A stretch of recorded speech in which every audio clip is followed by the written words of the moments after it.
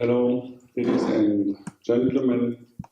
I just decided to speak in English because it's better to do it than with translation. You have heard, thank you very much for all that welcoming words. It's really a difficult time to look backwards 25 years ago. It was mentioned, it was that time when Namibia became independent and Germany became united. But if you see the different perspectives, then I think that the majority of the people in Namibia were happy to get independent, and there was a long fight behind them to reach that goal, to get that independence. And I know that SWAPO had really an ally, an important ally, and that was GDR. There were many fighters, many children coming to GDR, to East Germany, that country in which I lived, and they got much support there and education. And so for SWAPO, GDR was an important ally.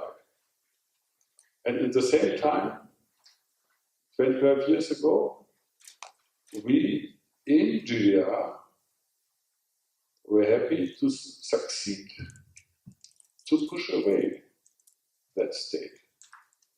It's not so easy to understand.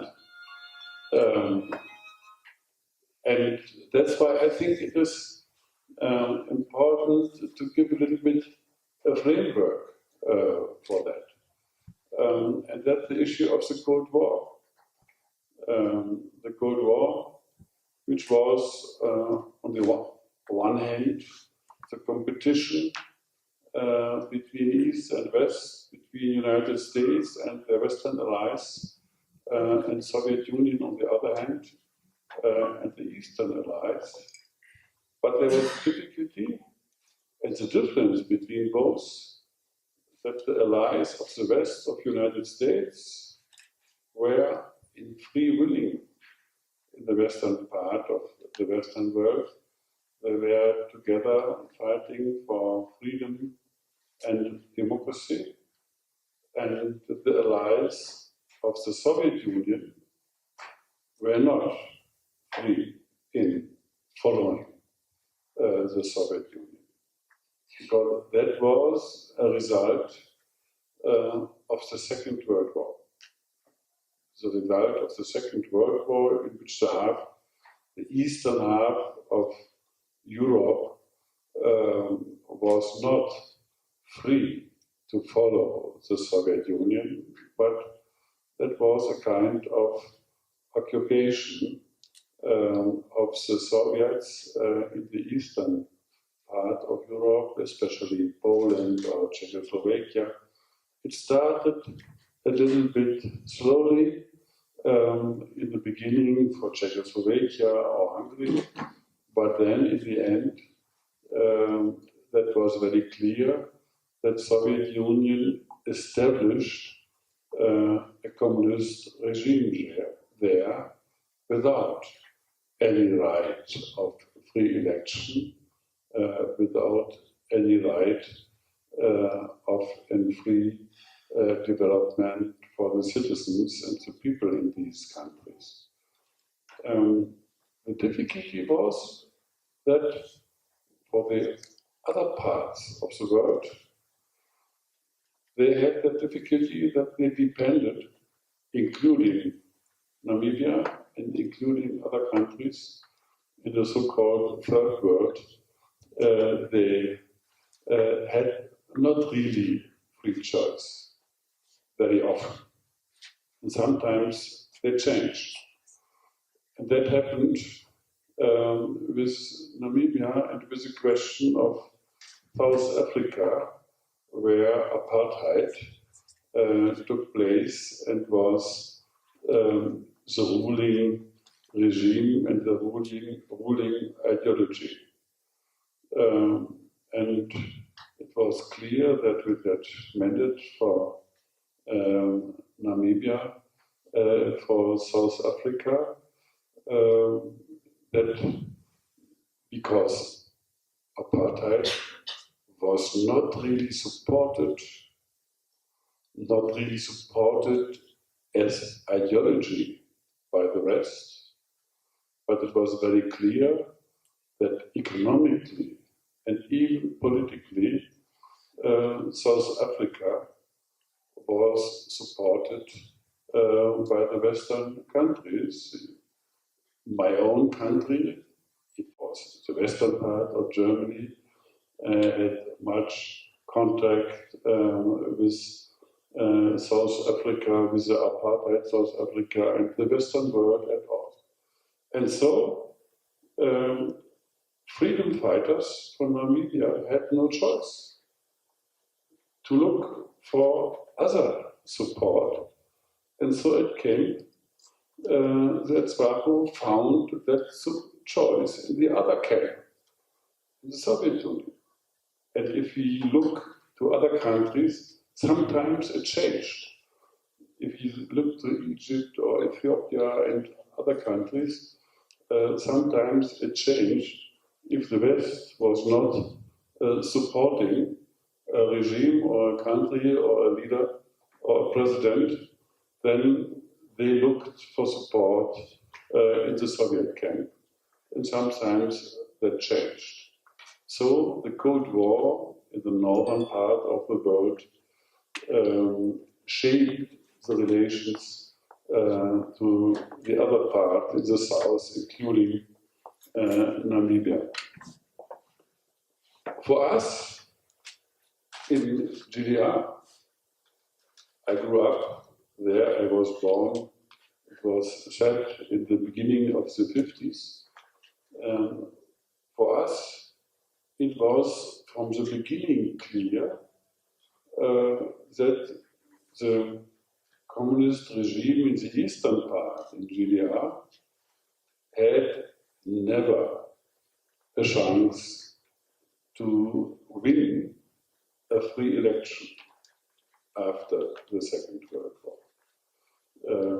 Germany was divided, and it was divided because the western part had the chance to get a free development and to establish a democratic state, and the eastern part, in which I grew up, had no chance in that time. And so it was important for us to look for a better opportunity, to get more freedom.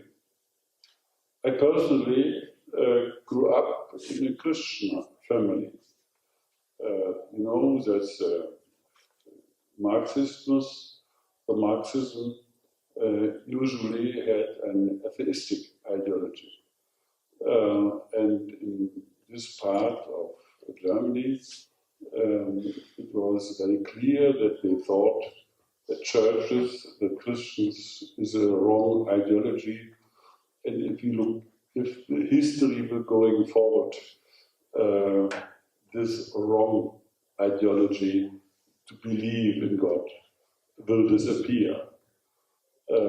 And that's why they were fighting against churches and against people who believed in God. And such kind of people, and in that time, in the beginning, it was even the majority of the population, they were under pressure, and such people who followed the communists got more chances. And I can't tell you the whole story of that GDR history and time, but it was clear from the beginning that it was a clear Soviet-orientated ideology, and every way away from that became dangerous for the country. In '53, 8 years after the Second World War, there was a big uprising in GDR. A big uprising, and new researches gave the result. There was an uprising, and more than 1 million people took part.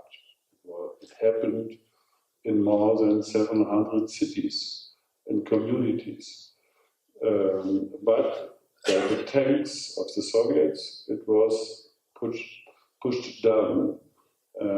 Thousands of people came to the prison. Many thousands of people flew to the West, which was possible in that time. Similar things happened some years later in Hungary and in Poland in 1956.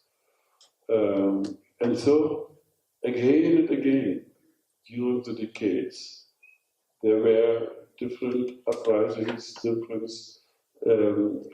that people tried to go out from that dictatorship, but it was not possible. I personally had the chance to get my education in the church, because it was possible after leaving the state school. The state university was closed for me. It was not possible to get some education there, and so the only way to get education was the church. And that was a speciality, because in the other communist countries that was not possible. That had the background with the time of National Socialism.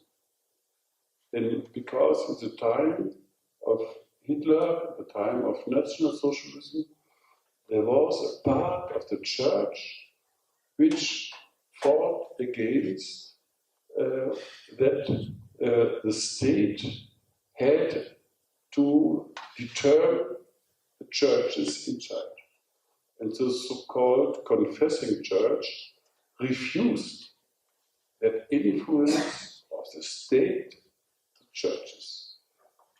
And because of that experience, the Soviets, when they came in '45, they accepted the church as an opposition. And that's why they didn't expropriate the churches.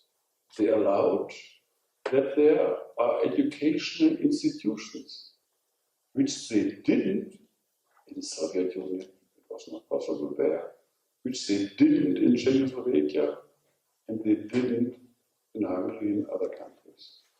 And so in East Germany, in GDR, it was possible. And so we had two advantages as a communist country. The one advantage was that churches stayed and remained an independent body in the society. The state couldn't influence directly what is happening in the institution of the churches. And the Protestant churches were democratic structured. They were democratic structures inside of the churches in a dictatorship. The other advantage was the disadvantage of the divided Germany. But because of the divided Germany, we in East Germany, we had the chance of relations with the West. And so, for instance, the churches, but not only them, we got a lot of money, a lot of support from the western part of Germany. We got information from there. It was possible to get free information by radio and later with TV. So in the end, every citizen in GDR was able to get that information, what is happening in the West. And for all freedom movement, education is crucial. People have to understand, and only if they understand, they can develop their political aims and goals. And that happened in GDR too. And so, during all these 4 decades of GDR, there were opposition. In the beginning, when they started, people were put to prison, and the western part bite them out, and they could go to the west. During the first 15 years of GDR, after the Second World War, more than 2 million people went to the west. And so people in the East Germany looked to the west, and that was important to understand what followed. In 1985, Gorbachev became in power, and this was a crucial point. Gorbachev in Soviet Union, he was a person who started, in his own understanding, to reform the communism in order to make it able to win the future. And we can have happy about that misunderstanding, that he thought that it is possible, that he thought that it is possible to change communism, but remain in communism, and then win the future. But that's not possible in the end. But he started with that misunderstanding, and so things moved and started not only in the Soviet Union, but also in the other countries. I, in that time, was a Protestant pastor in GDR. And we, in the 80s, gathered people, critical people who thought it has to be changed, something. And we gathered people with, we would call it today, political education, to discuss what can we do to take responsibility. And these similar things happened in Poland, in Hungary, and in the Czech Republic. But especially in Poland. I think you know what happened there with Solidarność in 1980. In 1980, they established a free trade union, which was from the system completely impossible to have a free, really free democratic trade union in a communist country. But when we saw from GDR that this is possible in Poland, that brought us much hope. We thought, if they are successful to do that, then there is hope to change something. But then 1 year later, there was a Kriegsrecht. What? The martial law. There was the martial law in December 81, and the leaders of Solidarność in Poland were put to camps, to prison for years, and it was not bloody, successfully, but in the end, all hope was dying in that time.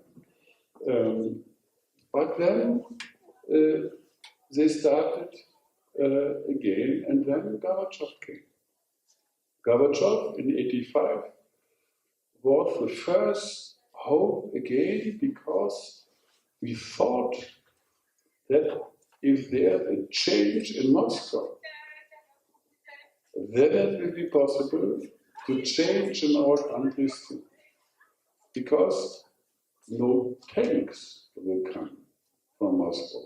What happened in '53 in Berlin, with '56 in Poznan in Poland and in Hungary. Which happened in '68 in Prague and Czechoslovakia. So we hope if there's a change in Moscow, it will be possible to change some things. And we were considering, what can we do? I think I can personally say, together with a friend of mine, from '87, we thought, from now, it could be that we really can do something. Not only to think, but really to change anything. Until that time, I was at that time 35 years old.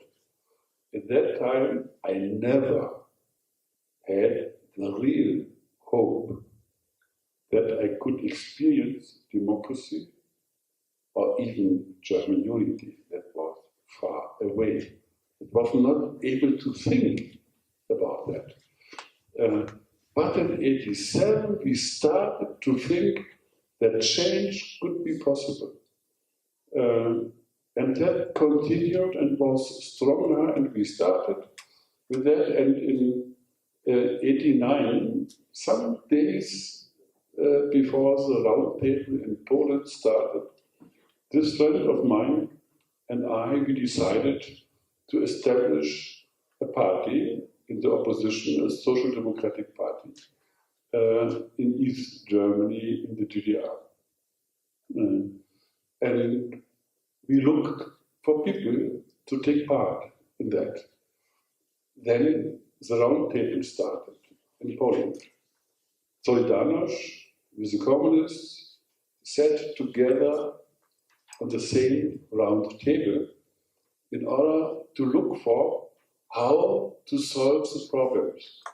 Because economically and politically, the communist country was not, the Communist Party in Poland was not able to solve the economic problems and the political problems. And they knew that only if the population will follow them, things can be solved. The result of that round table was a half free election.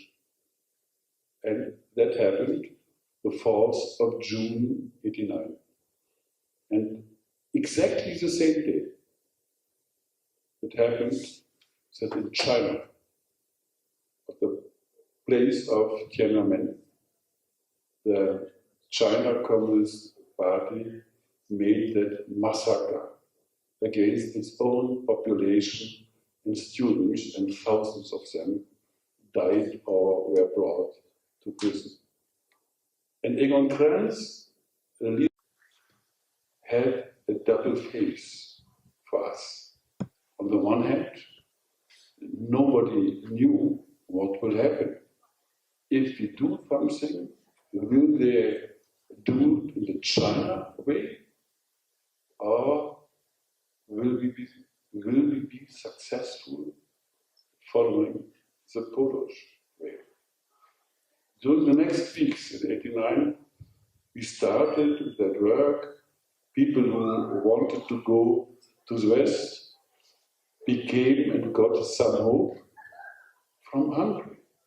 Because Hungary, the reform communists of Hungary, started to open the border to the West via Austria.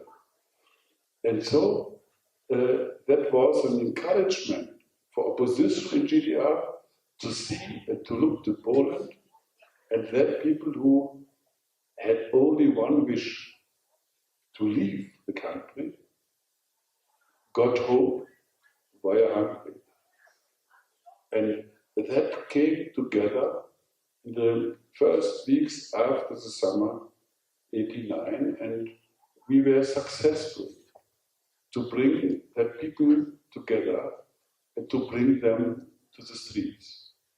And it started in Leipzig and other cities, and that every week we were successful to bring thousands to thousands of people to the street. And on the 9th of October, there was much tension in the society. The 9th of October, it happened that 70,000 people were on the streets in a demonstration in a rally in Leipzig. And that day, the communist government wanted, by violence, by shooting, to prevent that demonstration. But then, if they thought that amount of people, they got back and they didn't shoot. And from this day, I personally experienced it in Magdeburg with almost 10,000 people. And I really was very moved by that when we were there in the Magdeburg church, the Dome. There, the young man came and said, I will bring and pray to God and will bring my candle with light and pray not to see my father this night, because my father is standing with the weaponed troops close to the river, close to the Dome. And if we will meet, they and we, it will be a bloodshed. And it was prevented. And from that day, we were clear, we were hoping, but we were sure, personally, it was not really sure. But at that time, we were sure to succeed with democracy. But then it happened, the fall of the wall. In these weeks of October, we thought, let's start to establish democracy in GDR, and afterwards we will deal with the question of the border with the war. It will be difficult, but one after the other. But then the wall came down because there was a misunderstanding. People went to the border, went to the wall, thousands and thousands of them. But because there was no shooting in the weeks before with the rallies and demonstrations, that day the policemen and soldiers, they didn't shoot that day too. And so the wall was put down by the people. And everybody, I think, has seen such photos and videos about that day, that people were dancing around the wall which came down. From that day, it was clear the question of unity of Germany is on the table. And there is no one after the other.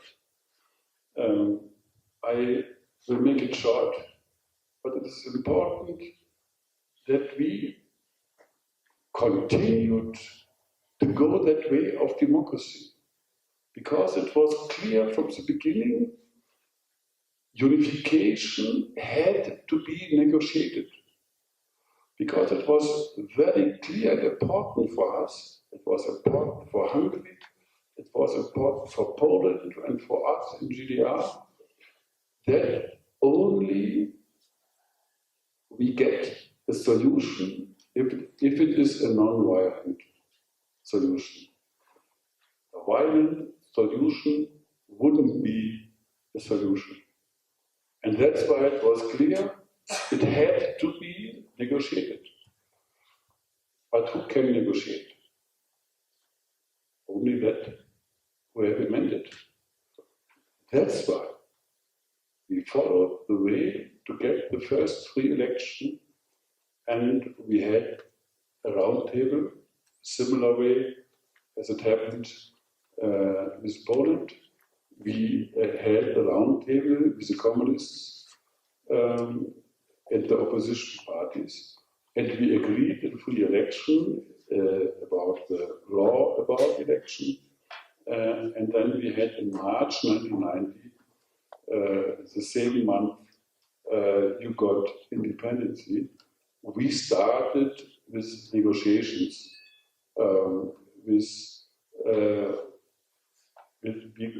we got the election, and then we started with negotiations in order to get unification. So we made 2 treaties. One about the currency, which was important because the people thought we need the D-mark, the currency of West Germany, very strong, very good. And people wanted to get it at first. And they thought, to get the D-mark today, tomorrow we will live in welfare. That was a misunderstanding of the people. But they thought, and they were very eager to get the D-mark immediately. And so we made the treaty about that, with many mistakes we made in that treaty. And so it was a very difficult transformation process afterwards. The other treaty we made was the treaty about unification, because it was very important to bring such different societies together. All things were structured in a different way in GDR and in the West. The question of the legal system, all the legal system was quite different. And so we started to negotiate how to bring such different structured societies together. Very, very difficult. And our problem in East Germany, in that government, I was in that time foreign minister, our problem was that our own population in GDR was not interested in it. We were very engaged to get solutions for the benefit for this population. And this population, our own citizens, were not interested in it because they thought, if we have unification tomorrow, we will have welfare the day after tomorrow. And exactly that happened, that we were really much under pressure in that negotiation process. There was a third dimension, which was important for us because the former allies in the Second World War, Soviet Union, Americans, French, France and Great Britain, had together the right about Germany as a whole, because unification could only be done if these four would accept it. And in all the time of Cold War, there was Soviet Union there and Americans there, and the other Western countries close to Americans, not really the same, but to get a consensus in this situation was really a problem. But we succeeded. It is a long story, it's an own lecture to talk about that. In the end, we succeeded. But I think the most important point is that it was important to convince the people. And in the end, there was a result, a strong disappointment of the people in East Germany. Although they wanted this democracy, although they wanted to lose this state, GDR, they wanted unification. But they thought all problems will be solved, and the day after we will have a happy life. But all the economic problems, all the problems of change in society is a long-term perspective. And people were not really ready for a long-term perspective. Then another problem was how to deal with the communist past. It was a question how to deal with people who were responsible to bring other people to the prison. How to deal with the responsible people for dictatorship. A real difficult problem. And this problem we Germans had to solve the second time in this century. We had this problem how to deal after 45, how to deal with the old Nazis and all the people who were involved in that terrible system. And again, we had that problem after 1990. And even this was really a problem not to solve from one day to another. I personally was very much involved in that discussion, how to deal with that person, how to make aware what happened.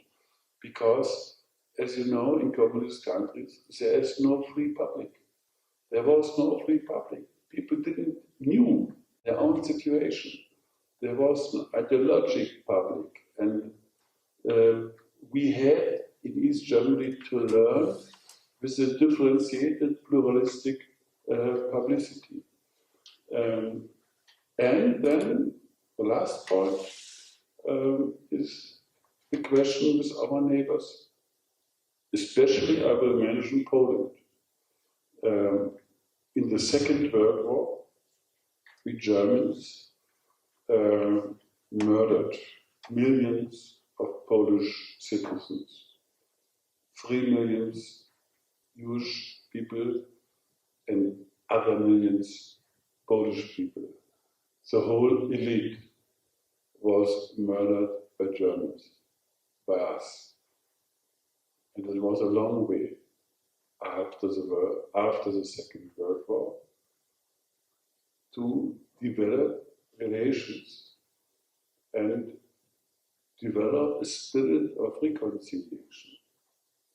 In the 60s, 20 years after the Second World War, there were some initiatives, especially by churches, to start that process of reconciliation. In the Protestant Church, there was a movement and a resolution and a manifest in which in Germany these churches said we have to accept the new border at Oder and Neighbours, and we have to accept that a large region which belonged in past to Germany, today is belonging to Poland.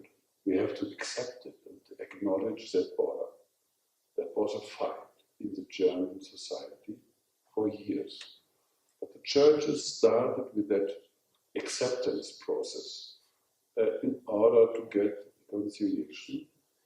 And on the other hand, the Catholic Church, the Catholic bishops, wrote a letter to the Catholic bishops in West Germany, telling them that they would give forgiveness to the Germans and themselves ask for forgiveness. Because when that regions became Polish, millions of Germans were expelled from that regions, and more than 1 million died in that time.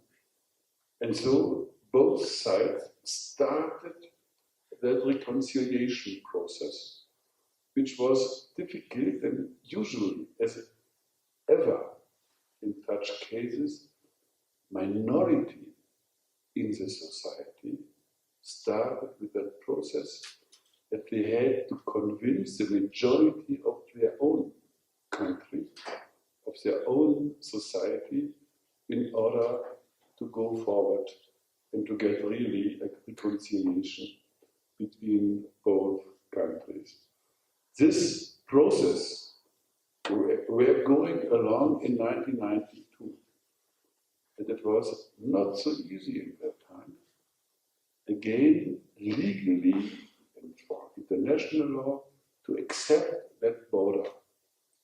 It would be a long story to tell you the details, but in the end, we succeeded with that, and so I can tell you that especially that really most burdened relations between Germany and Poland developed through the last 20 years in a really good way, and so we can hope to have a future in common in a reconciled Europe. Thank you very much. Pardon me, I would just like to ask if you are the president of the war graves here in Namibia and other countries, or just Namibia. And then I heard you mention about the communist state, but I haven't heard you mention anything about Batista or Fidel Castro in 1959, because you have mentioned that Goverich was one of the people that you looked upon. But Goverich was forced to retire from his position after the incidents of 1963, after the nuclear weapons were removed from the state. Where we need a better policy, for instance, with the migration issue, but environmental, climate change, and other problems too, energy issues. But I can't see any state I would wish to change it or to exchange it with ours, to have. I can't find a country with a better system. And I think this is the point, that you need clear structures for participation, that people can really participate if they are active. Democracy needs people who are engaged for a common welfare. And that was what we failed before and what we have today through the last 25 years. Knowing that it's not the heaven, really not the heaven. We have to do a lot. But we have many challenges. But we can do it. And we can take initiatives. We can take responsibility for our own life. And especially that is what we have to convince people to be a part of. The question of war graves. It's quite different institution. The Arbeitsgemeinschaft Kriegsgräberfürsorge in Namibia is an own institution. There are people, one of them is here with us, who are engaged in caring for the war graves of the German part and the German history, but which I get known because we had talk today was that there's some that there's some effort not only to deal with the German war graves. Germany, that institution I represent here now, is paying some money for that, caring for war graves of Germans, because my organization is responsible for war graves of the First and Second World War of the Germans in all countries outside of Germany.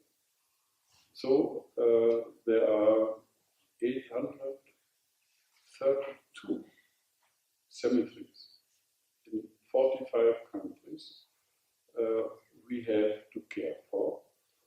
In some, in Europe, we are directly responsible for that. In other countries, including Namibia and in Africa, we are not directly responsible for that, but we have agreements with other organizations, or the embassies are caring for that. I am here now dealing with that issue and asking the question, what can be done in order to have not only that remembrance of the German war graves and the German war graves of the genocide with Hiriro and Nama. What can we do for the victims? For that remembrance? That, in my view, is an open question. And I ask today in the different parties, what can we do in my organization, in which way we can take part and in that consideration, and what we can do in that field. It's not easy to answer because there are different cultures. I can tell you that, for instance, what we are doing in Russia. In the Second World War, what we did, really terrible crimes, especially in the eastern part of Europe. And for instance, in Soviet Union too. And so there was that real important battle, which was a change of the war. From then, Germany was defeated and was going backwards. In Stalingrad, today it is called Volgograd. There, a large German cemetery for German soldiers. And we were in contact with the Russian society, and we paid to establish a cemetery for the Soviet dead soldiers.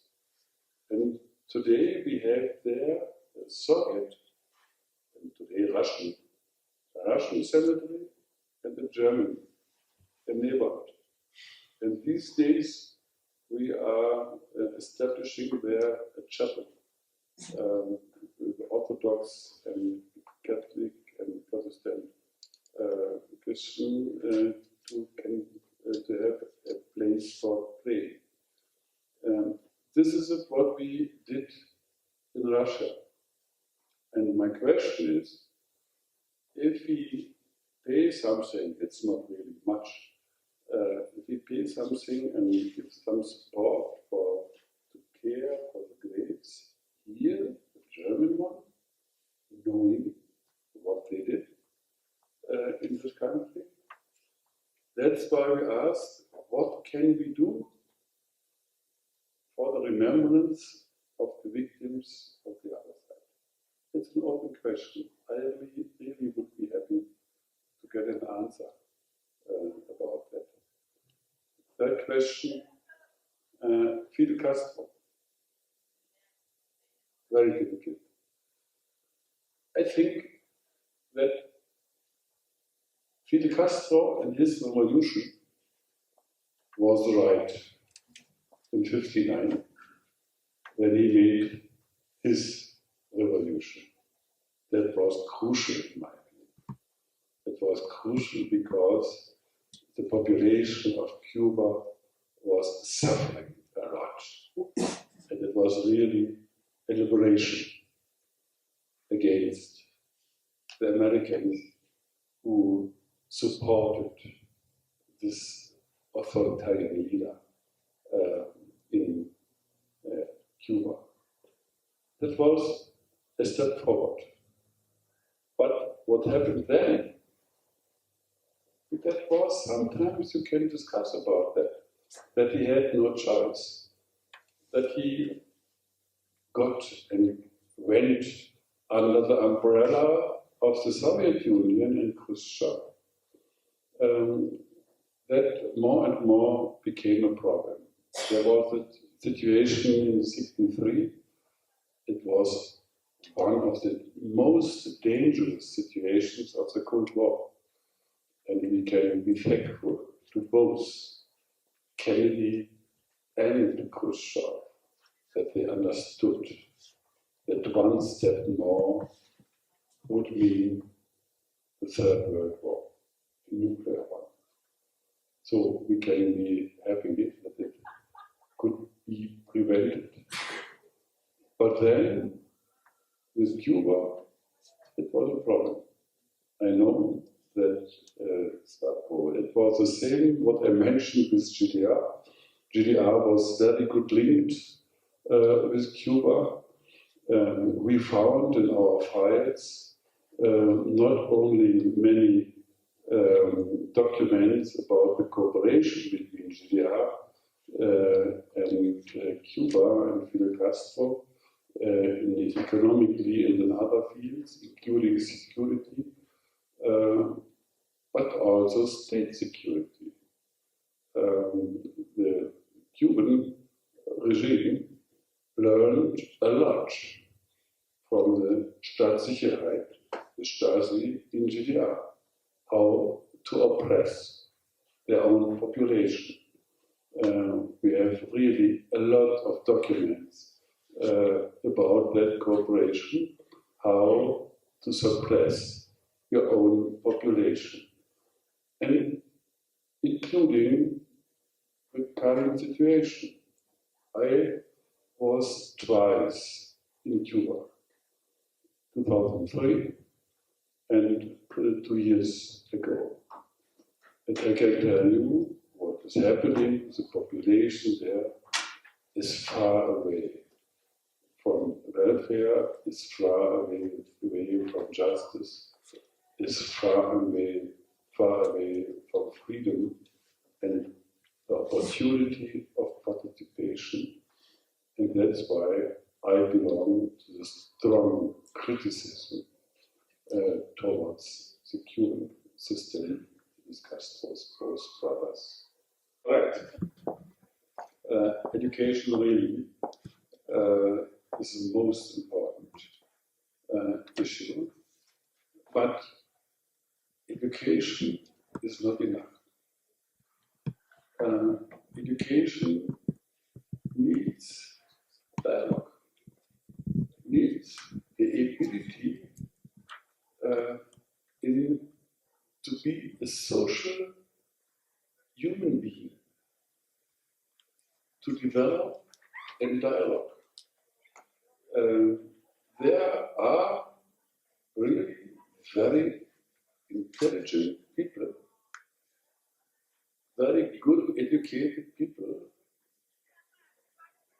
and they can really be very good dictators. And that's why it needs education combined with discourse, with dialogue, with values. And that's why you need structures following that values which we accept internationally. Question of human rights. The question, if you see what we have this is our constitution, our basic law. have, or the European Union, in its values in the Treaty of Lisbon. European Union and the international world has that common values which are fixed in many treaties. But the question is if we really are ready to follow them. So I think this both belongs together. And when you mentioned Nelson Mandela, that is exactly that man. He was combining both. We, in the 80s, we tried to make much solidarity activities of freedom for Nelson Mandela. And it was a very important event to see in the same time when we succeeded with the victory of freedom and democracy in Central Europe, that at the same time there was a release of Nelson Mandela. And we really hoped that this could be a global process for that. We know that there are many objections against that, but I think that's important. And what was so important with him was his readiness for reconciliation. I think this is another real important factor. I told you what happened between Germany and Poland. And we in Europe started after the Second World War in the Western part. I was not part of it because I lived in the Communist part. But without the reconciliation between West Germany and France, European Union and European integration would never start. And so this integration process of Europe had as a basis that reconciliation between Germany and France. And it is continuing in that reconciliation between Germany and Poland. And when I mentioned my position in that to be a president of the German War Grave Commission, then I try to convince and to make clear that our soldiers, the German soldiers, went all over Europe and far away sometimes. And we have, in my view, the duty in a civilized world to care for their graves. And to care for their graves even for murders. And many of them became murderers in the Second World War and made many crimes. This is one point. But on the other hand, then we have to deal with reconciliation too. Because we cannot care for the graves without thinking what they did. And that's why it belongs together to look for understanding, for mutual understanding. History happened, but we are not, we don't have the duty to remain in that level of that history. We have to overcome that. And we have to find steps for reconciliation. And only then we will reach a common future. And that belongs to the globalized world. You can't do it alone. You can't reach the future alone. As a national state, no, you have to cooperate, you have to going forward together with the neighbors. Although usually the neighbors in history were very often enemies. Very often, every part of the world. Very often the neighbors were enemies. And we have to overcome that thinking. Only via cooperation, understanding, and reconciliation we will reach future in a globalized world, because the globalized world needs cooperation, needs to work together to overcome in a common way the challenges of the future. I think in Europe we understood it mostly, but if you see what is happening with Greece, you see again that's always difficult to go that way. But I think there's no alternative. The question of democracy, I have no really good answer. I have only that answer that democracy is no truth. Democracy has no truth. That was a mistake of both dictatorships happened in Germany. National Socialism was an ideology thinking to have that truth and to shape with that truth the whole world. And similar, but quite different, communism. If you think you have the truth and all have to follow my truth, it is a disaster. That's why democracy is giving a procedure to solve problems if people are different. If there are different interests, it's a question of solving conflicts. Solving conflicts in the beginning is not clear where the future is, but it has to be in a non-violent, structured way to solve conflicts. This, in the end, is democracy.